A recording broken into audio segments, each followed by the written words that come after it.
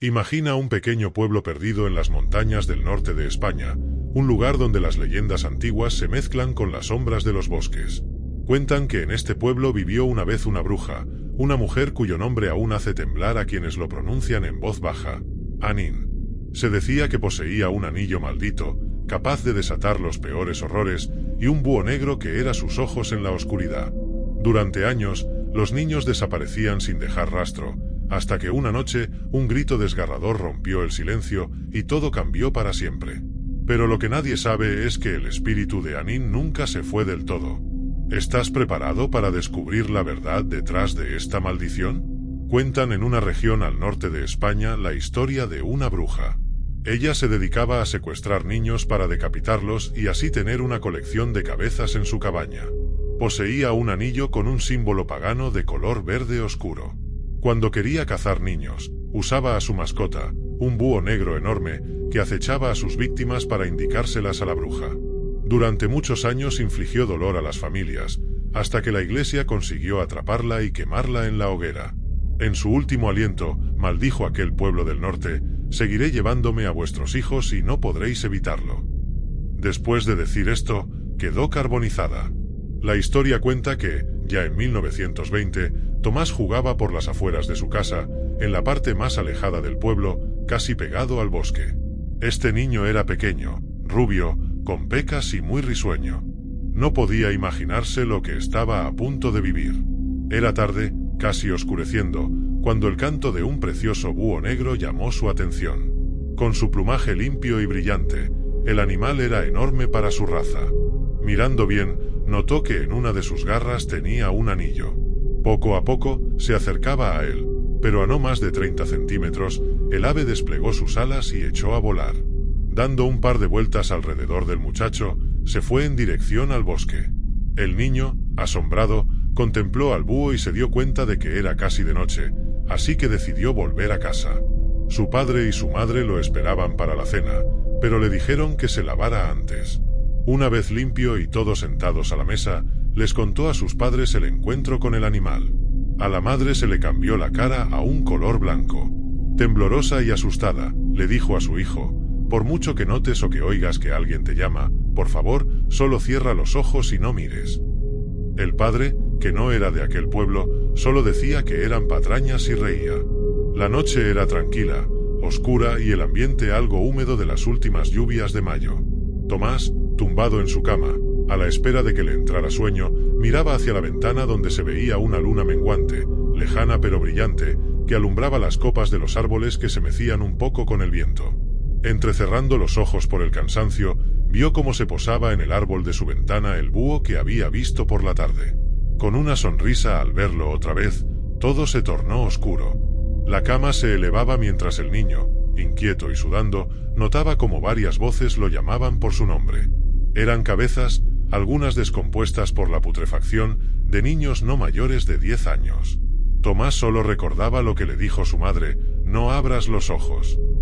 Las cabezas se frotaban en sus piernas, serpenteando algunas se arrastraban hasta su cara. Entre llantos y risas, seguían diciendo: Tomás, mírame. Tomás, ayúdame. Tomás, estoy aquí. El niño cerraba con más fuerza sus ojos mientras notaba el aliento en las orejas, el cuello y la frente. Un olor asqueroso le trepaba por la nariz.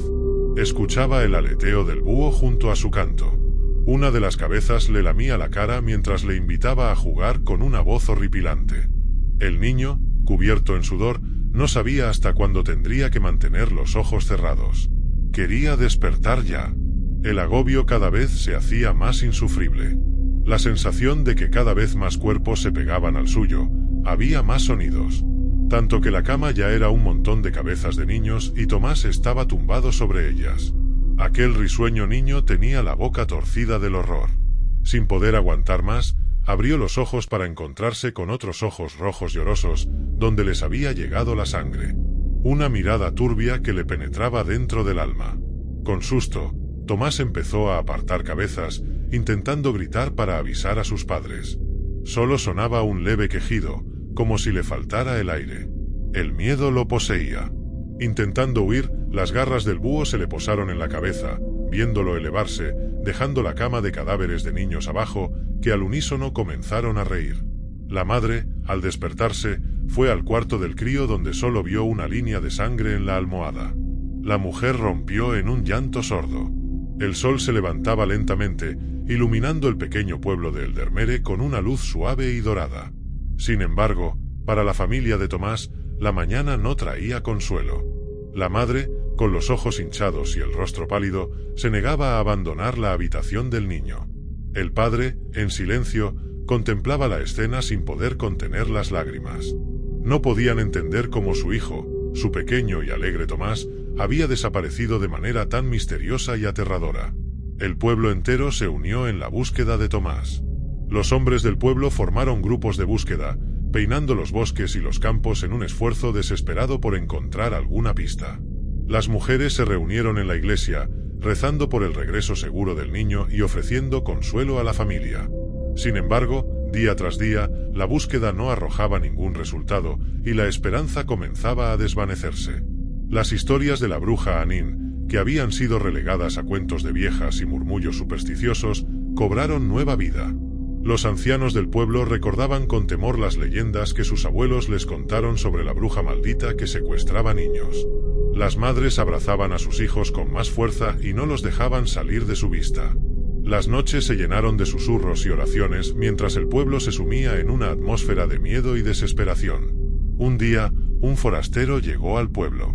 Era un hombre alto y delgado, con una larga barba gris y ojos profundos y penetrantes. Se hacía llamar don Ezequiel, un estudioso de lo oculto. Había oído hablar de las desapariciones y de la leyenda de la bruja Anín y se ofreció a ayudar al pueblo a desentrañar el misterio. Don Ezequiel se reunió con el padre Mateo, el párroco del pueblo, y juntos comenzaron a investigar los antiguos registros de la iglesia y los libros de historia local. Descubrieron que Anín había sido una curandera y hechicera que vivió hace más de 200 años. Se decía que había hecho un pacto con fuerzas oscuras para vengarse de aquellos que le arrebataron a su hija.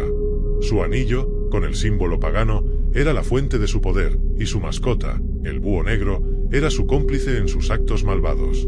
Con esta nueva información, don Ezequiel y el padre Mateo convocaron a una reunión del pueblo. Explicaron su plan para encontrar y destruir el anillo de Anín, con la esperanza de romper la maldición que parecía haber vuelto a activarse.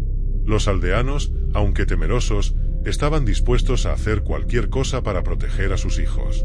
Una vez más, los hombres del pueblo se organizaron en grupos y se adentraron en el bosque, esta vez con don Ezequiel liderando la expedición.